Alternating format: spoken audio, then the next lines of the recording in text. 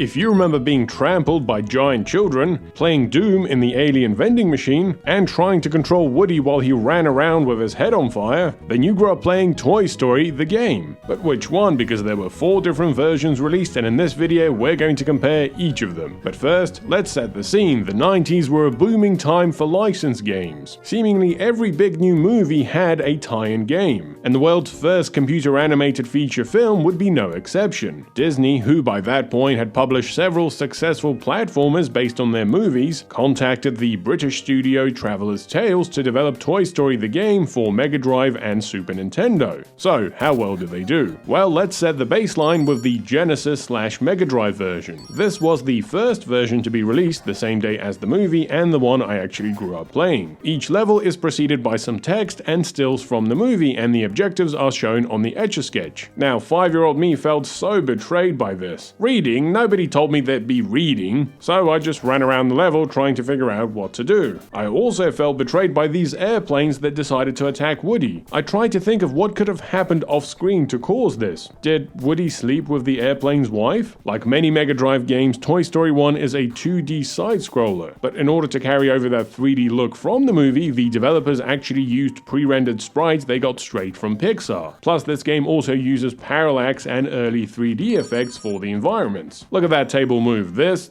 looked incredible back in the day, and I always thought it was really cool watching the army men slowly move across the level. God, Jesus Christ, Andy, how many waste bins do you need? Next up, you have to race Buzz, who's blatantly cheating across the endless chasm that is Andy's room. Now, Toy Story 1 is one of those old school games. It relies on you memorizing the pitfalls and platforming, and there's no save feature. So if you run out of lives, you're done, and it's back to the beginning. The biggest irony is that this game was developed by the same studio which would go on to make Lego Star Wars, a game in which you can't die. Right, so the next level is a trippy one. Woody has a nightmare in which he has to fight a giant ghost Buzz. Sure, why not? Apparently this was based off a deleted scene in the movie. Just like in the finished movie, the next level has Woody try to push Buzz out of the window with the RC car. The playstyle changes for this level and has you control the little car around this obstacle course and try to knock Buzz over. And this was another one of those levels that took me forever to beat back in the day because of the top-down steering controls. And so Woody knocks Buzz out of the window, which turns the toys against him. At which point Rex says, "Woody, the toys are really mad at you for what you've done to Buzz. Personally, I don't know, but I hate confrontations. Oh, I'm so upset, I don't even know where I'm going. If you can just help me get out of the bedroom, I'll promise I'll do the same for you should you ever need me." Yeah, I'm pretty sure that's word for word what he said in the movie. This level is a bit of a rehash from the first one, only this one set in the evening with all the toys after you. Come on, Potato Head, we were always boys, right? Ah, you absolute bastard.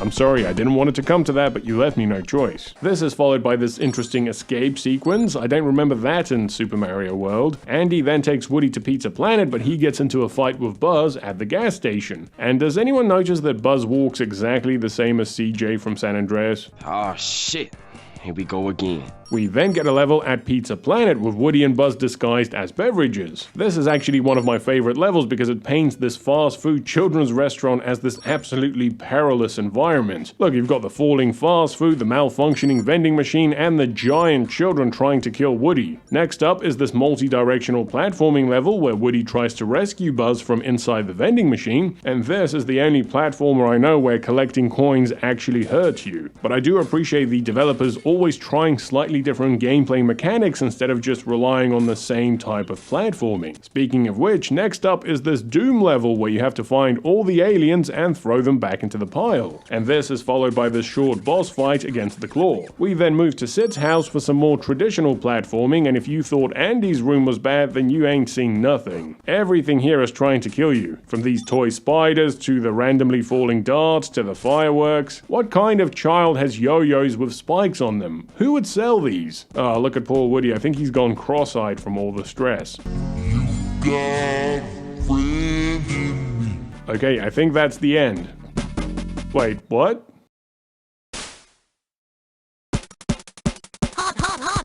That's right, the end of this level has you try to barely control Woody as he runs around with his head on fire. That's a pretty great way of integrating the source material into the game design.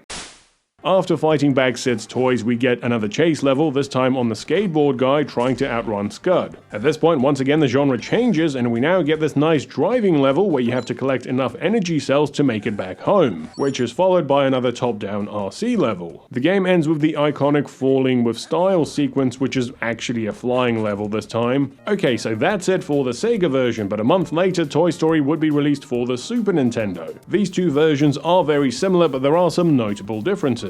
For some reason, Woody is frowning on the Super Nintendo screen. This game also has a lot less stills from the movie than the Sega version, plus this game's color palette is also slightly different. It's a bit more vibrant and brighter than the Sega version. The RC level is a good example of this. Likewise, the Dusk level in Andy's room also has a different shade to it, and the color palette in the Pizza Planet level is completely different. The Sega version also has more details in the foreground elements, as you can see in this chase level. The Doom section in the Super Nintendo version no longer has this group of aliens, but the biggest difference in the Super Nintendo version is the complete absence of the RC driving level towards the end. It's because of that Sega Blast processing, isn't it? The Sega Genesis has blast processing. Super Nintendo doesn't. And lastly, the Super Nintendo version doesn't have any of the animated characters walking around in the end credits. Now, these Super Nintendo assets would be used in the PC version, which came out almost a year later. According to this version's lead programmer,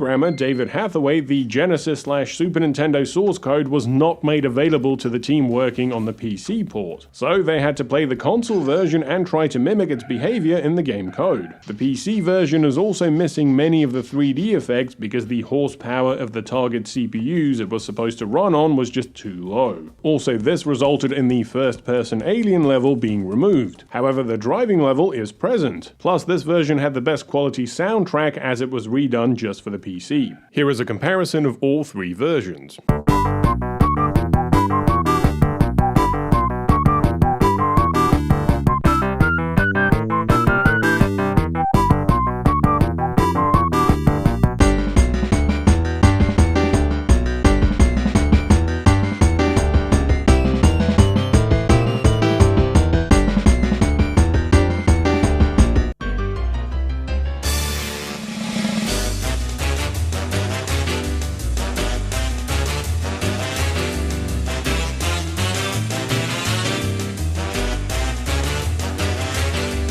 Next up is the Game Boy version released in May of '96. Oh god, Woody's in the Matrix! Hold on, give me a sec.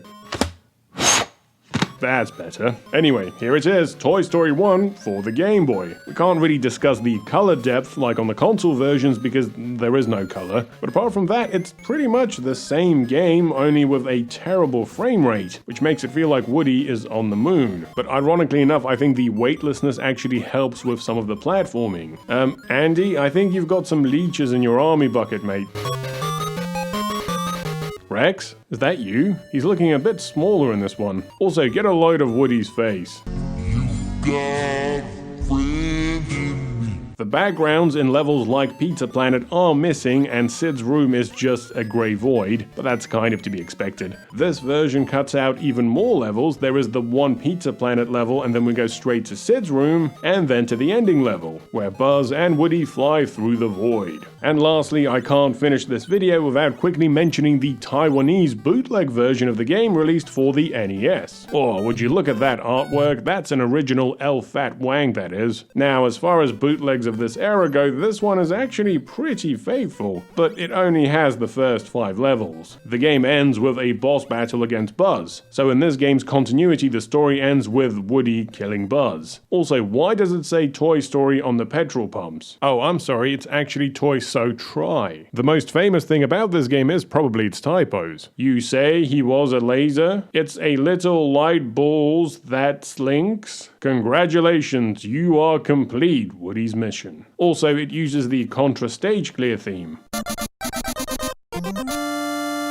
And so there we have it, every version of the original Toy Story. The console versions would go on to be critically acclaimed and sell millions, changing the industry's business model to have games launch at the same time as the films. Plus, this game would go on to be one of the most visually impressive titles on the Mega Drive. Of course, Toy Story would go on to launch its own gigantic franchise and establish Pixar as a global brand, which would spawn many, many video games in the decades to come. So please leave a comment below letting me me know which of these you'd like to see me cover in future videos. Plus, if you'd like to see me cover more classic Disney games. As always, thanks for watching. Please consider supporting me on Patreon, and a big thanks to my existing patrons. If you've enjoyed this video, then please remember to like, subscribe, and hit the bell. Thanks for watching, and I'll see you next time.